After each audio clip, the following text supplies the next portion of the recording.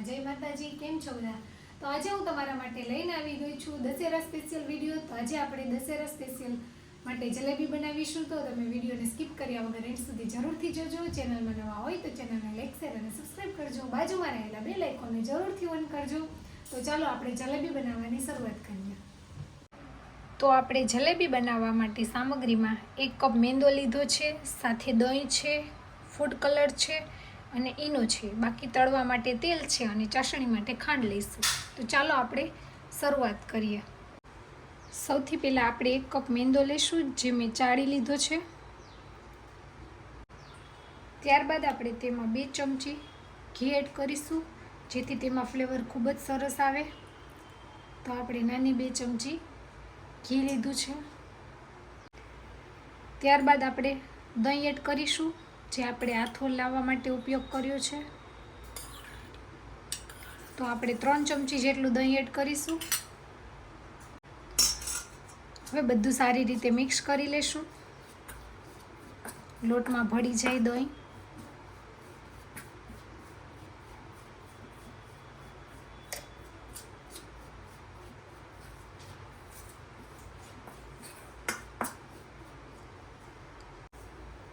તો બધું સારી રીતે મિક્સ થઈ ગયું છે. આપણે હવે થોડું થોડું પાણી એડ કરી અને બેટર તૈયાર કરીશું. ધ્યાનથી આપણે થોડું થોડું જ પાણી એડ કરવાનું છે, કારણ કે બેટર પતલું થઈ જશે તો શેપ સારો નહીં આવે.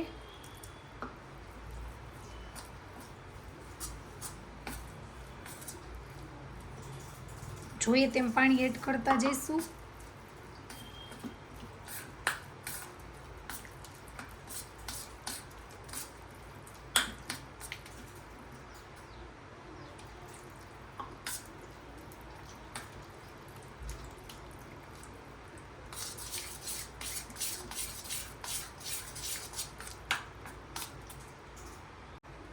તો આપણે વિસ્કરની મદદથી બરોબર ફેટી લઈશું.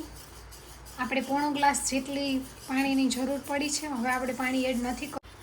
આપણે 4 થી 5 મિનિટ માટે કન્ટિન્યુ હલાવતા રહીશું, જેથી એકદમ ફ્લફી બેટર તૈયાર થઈ જાય.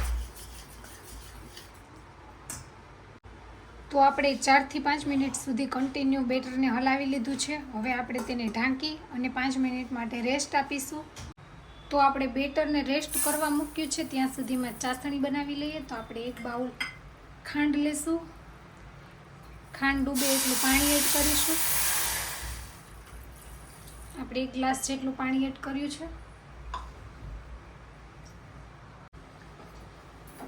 હવે આપણે ગેસની ફ્લેમ હાઈ રાખી અને ખાંડને ઓગાળીશું.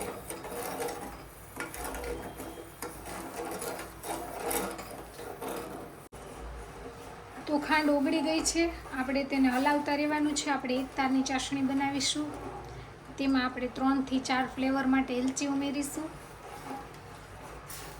એને કન્ટિન્યુ હલાવતા રહીશું, જેથી ચાસણી તૈયાર થઈ જાય.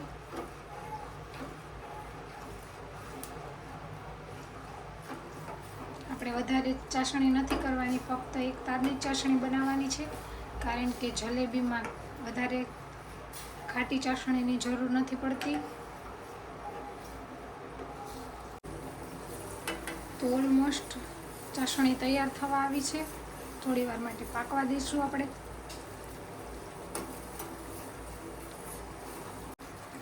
તો આપણી ચાસણી બનીને તૈયાર થઈ ગઈ છે. ગેસની ફ્લેમ ઓફ કરી દઈએ.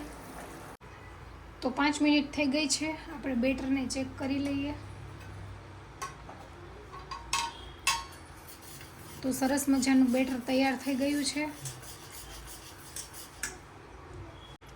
આપણે તેમાં પિંચ જેટલો ફૂડ કલર એડ કરીશું, થોડું પાણી એડ કરીશું અને બરોબર મિક્સ કરી લઈશું.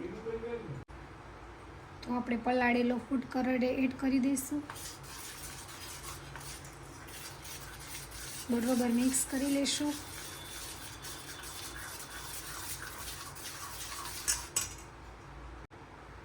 તો આપણે તેમાં ઈનો એડ કરીશું. 1 નાની ચમચી જેટલો ઈનો એડ કરીશું. ઈનાને એક્ટિવેટ કરવા 1 ચમચી જેટલું પાણી એડ કરીશું. ફટાફટ ઈનો એક્ટિવેટ થઈ જશે અને બધું સારી રીતે મિક્સ કરી લઈશું.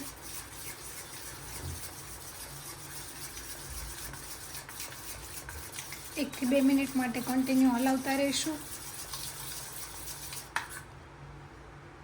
તો આપણે આ રીતે સોસની બોટલ લઈશું, તેમાં આપણે બધું બેટર એડ કરી દઈશું. તો આપણે બોટલમાં બધું બેટર એડ કરી દઈશું.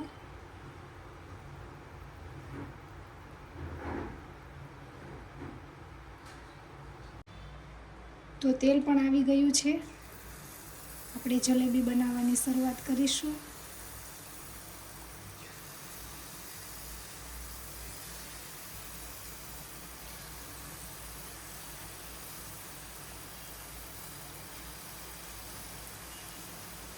ધીમે ધીમે જલેબી પાડતા જઈશું.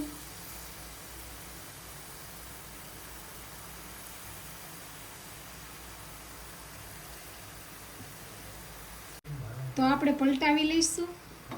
એકદમ ક્રિસ્પી જલેબી બને છે, તમે જોઈ શકો છો. એકદમ સરળતાથી ઘરે જલેબી બનાવી શકાય. તમે ચોક્કસથી ટ્રાય કરજો ઘરે જલેબી બનાવવાની.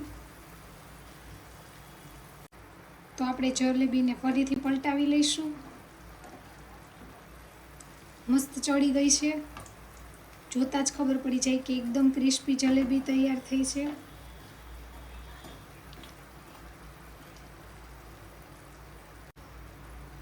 તો સરસ મજાની તૈયાર થઈ ગઈ છે. આપણે તેને કાઢી લઈશું.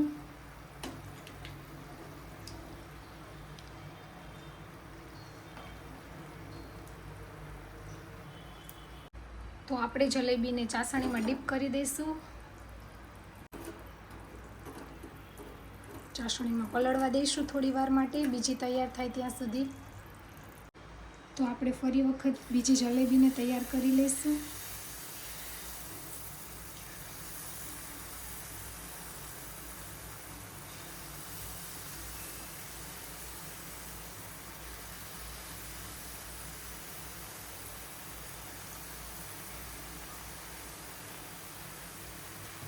તો આવી રીતે આપણે બધી જલેબીને બનાવીને તૈયાર કરી લઈએ.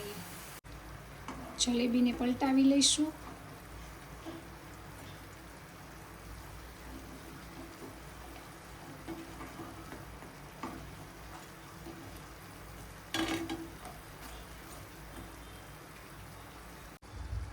તો આ જલેબી રેડી થઈ ગઈ છે ચાસણીમાં ડીપ થઈને.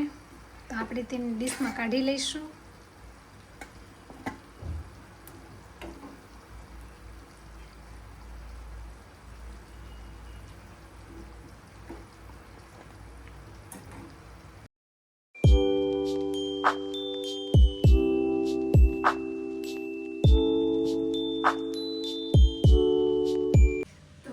આજની રેસીપીનો વિડીયો તમને કેવો લાગ્યો તે કમેન્ટ કરીને જણાવજો. અને ચેનલમાં નવા હોય તો મારી ચેનલને લાઈક, શેર અને સબસ્ક્રાઈબ કરજો. તો મળશું રેસીપીના નવા વિડીયો સાથે. આવજો. જય સોમનાથ. Bye bye.